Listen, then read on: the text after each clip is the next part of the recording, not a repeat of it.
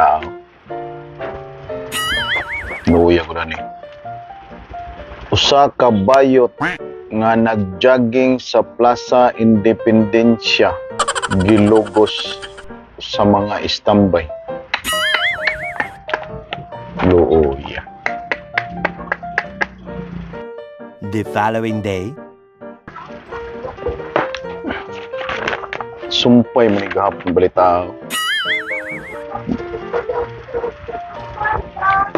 Plaza Independencia.